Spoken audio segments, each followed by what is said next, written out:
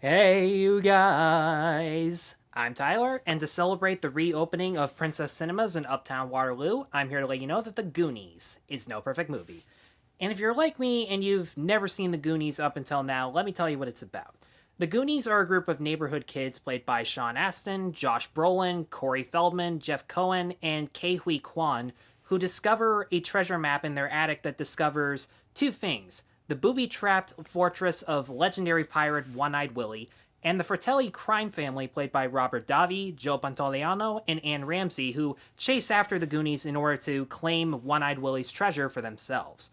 And yeah, I know absolutely nothing about 80s coming of age movies other than Stand By Me. I fucking love Stand By Me, but I knew through watching reviews of other movies like this that there came a trope where these kids had one main personality trait that made them interesting, one common goal that set them out on this quest in order to discover stuff. With Stand By Me, it was discovering a dead body, but on the way, they were also coming to terms with the rejection that they face in their daily lives. With this movie, even though it's a year before, there are some similarities where they are going on this treasure hunt, but at the same time, they're also confronting the possibility that they may never be friends again because their neighborhood is being foreclosed. They're all going to have to move, and chances are they're not all going to move to the exact same neighborhood. So there's already some simple but very effective stakes to this treasure hunt, but from scene one, The Goonies has that rare feature of being ahead of its time in regards to its subject matter while also paying tribute to classic cinema of the golden age. And you can thank Steven Spielberg for his story and Chris Columbus for his really well fleshed out script for it. Because watching a movie made in 1985 where kids casually curse up a storm while being chased by criminals armed with pistols who faked a suicide in order to bust out of jail. That is literally the opening scene, which I did not expect from a lighthearted slapstick comedy about a treasure hunt.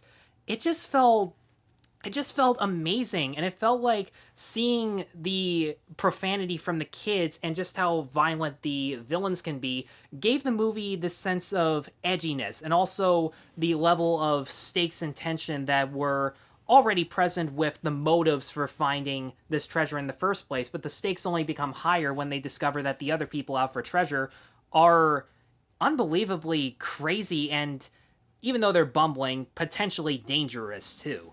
But one thing that really surprised me about how ahead of its time was the way that it comes up with a sense of humor through pop culture references. We live in a time where it's remarkably easy to reference a movie or TV show from a few years ago, and people are going to laugh because they know what the movie or show is.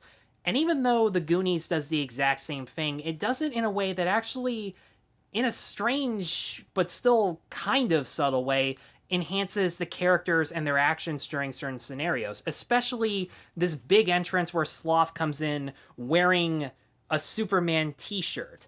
And the fact that this movie is directed by Richard Donner, who directed the first two Supermans, technically, that already is a really cool Easter egg, as is a reference to another Chris Columbus script about a group of animals who turn evil when you splash water on them.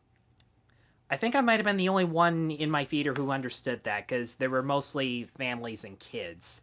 I'm not entirely sure. But the Richard Donner Superman reference, it's not funny just because the guy who directed Superman directed the Goonies. It's funny because the arc that Sloth went through as a character, where he sums up the courage to stand up for himself, stand up against his family, and in the process learn to stand up for other people who are smaller and weaker than him. Once you see the Superman t-shirt on him, you actually feel as empowered as he does as a character. And while we're still on the subject of Richard Donner, it's a tricky thing to sum up the direction of this movie and who's really to take credit for, because many people, Sean Astin in particular, have pointed out that Donner and Spielberg might as well have been co-directors, because Spielberg stuck his nose into it the exact same way he stuck his nose into Poltergeist. But I mean, we got good results with Poltergeist, so I'm not really complaining on that end. And there are moments where you can definitely tell it was mainly Spielberg who directed it, namely through the cinematography. It features a lot of Spielberg wonders that you hear about on every frame of painting, where you have multiple camera setups and shots to mask the fact that it's a minute or two long take that's there to cover an entire scene in a single shot while also keeping the pace moving very nicely. And those parts are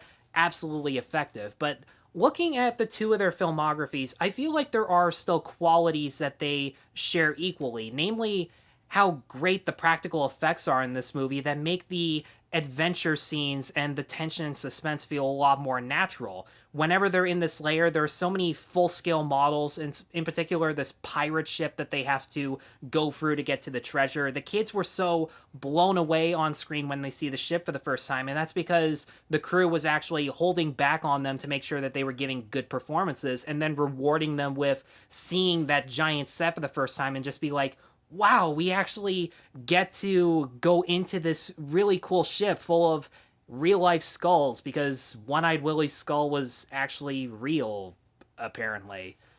That was a minor fact I heard of when I looked this stuff up. But yeah, you have practical sets, you have scale models. Whenever they're trying to evade the booby traps, they obviously can't do 100% practical stunts like they did with the original Indiana Jones movie, so instead they use matte paintings to cover some of the backgrounds or whenever characters fall through a trap door or something like that. And even though the matte paintings themselves do look kind of dated, it has that Mad World quality where the dated effects still feel a lot more tangible, and it feels like the child actors can actually interact off of them. My favorite set in particular being this water current that the kids ride like a water slide. That was a really excellent sequence. Love the POV shots that were shot in longer takes to make us feel like we were really along for the ride. I'm wondering if this was a Universal theme park ride or something, because if it was, I missed it when I went there for myself.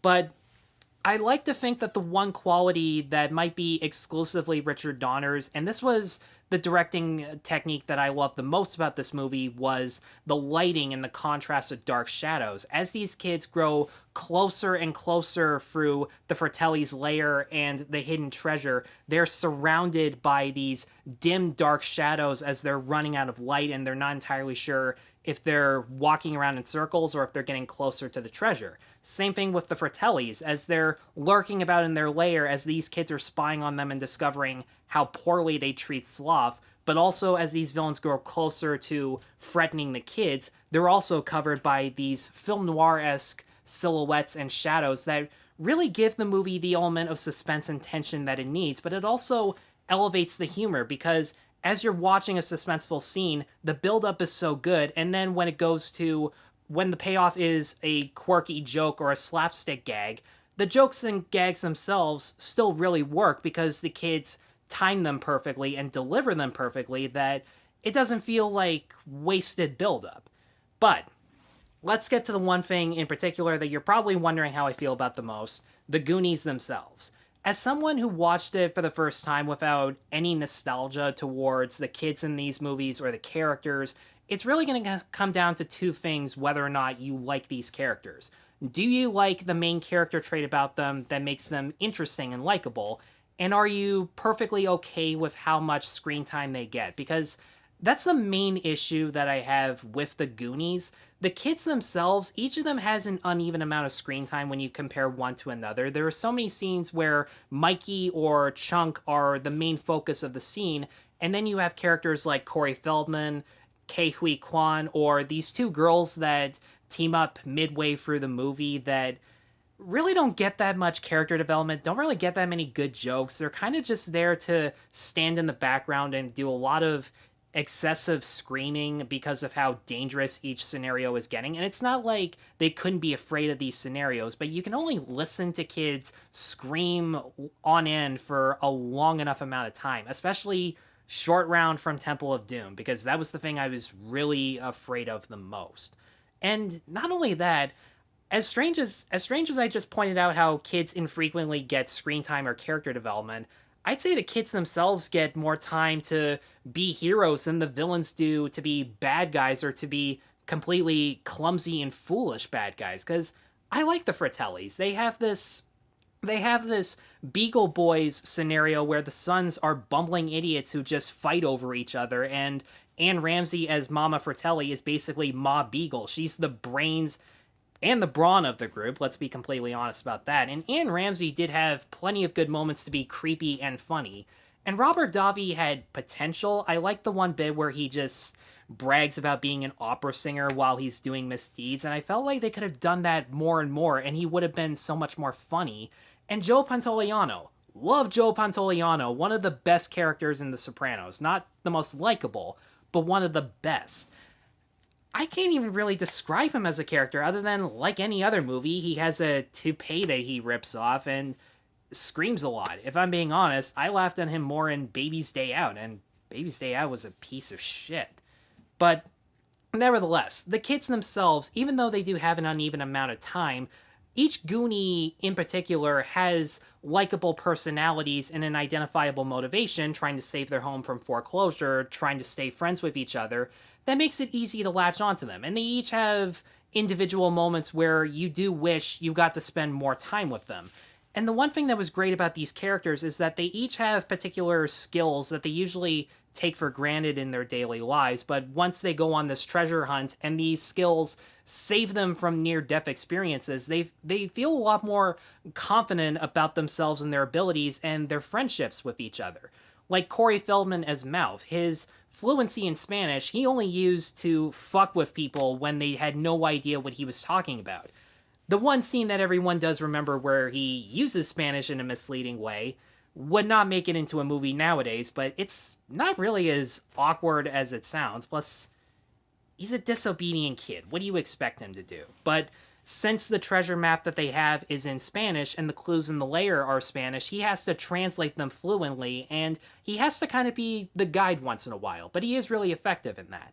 Like I said before, not really a fan of Kehui Kwan in Temple of Doom, and I was completely surprised that he might have actually been my favorite character in this movie just because I love the way he imagines himself as James Bond through these Rube Goldberg devices that he comes up with. And since Chris Columbus wrote this movie, it does have a Home Alone feel to each device being treated as a slapstick gag. They were so creative, they were so perfectly timed. I wanted more gags like that, but at the same time, the less gags are in there actually makes me appreciate them more. So in the end, it all works out. I would have liked more of Corey Feldman and Kehui Kwan more than Sean Astin as the main kid, because one thing I've heard about in 80s coming-of-age flicks is that a group of boys is usually led by the average, shy, optimistic kid who's there to give motivational speeches whenever they're down, and it kind of worked with Will Wheaton in Stand By Me, but that's because his speeches weren't sappy. I had no problem with Sean Astin's performance, even though he was probably the corniest out of them.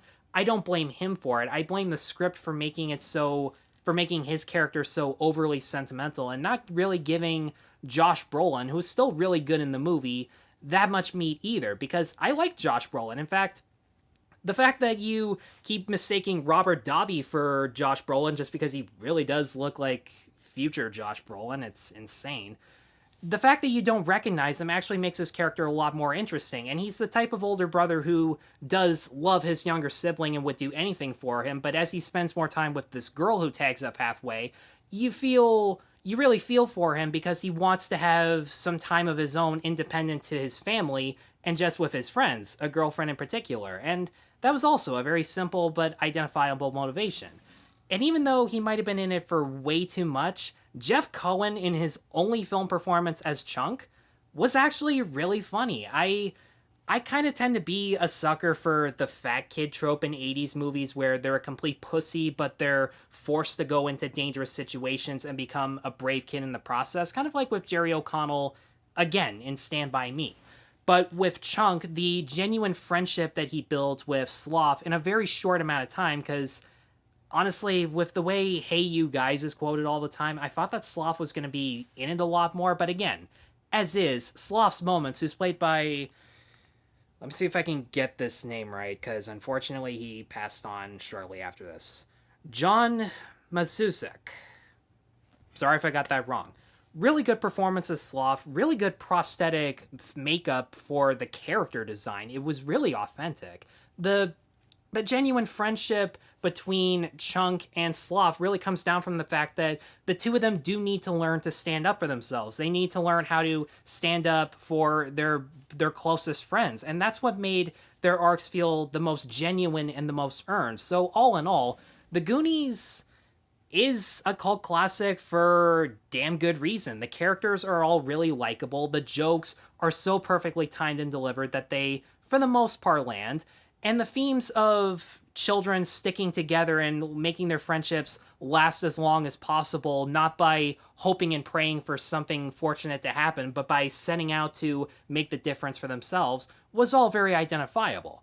I kind of wish that each kid kind of stood out equally as opposed to one standing up over the other, and I do wish the villains had more time to be bumbling idiots, have that Joe Pesci and Daniel Stern thing in Home Alone, where they did have a lot of time to be bumbling idiots.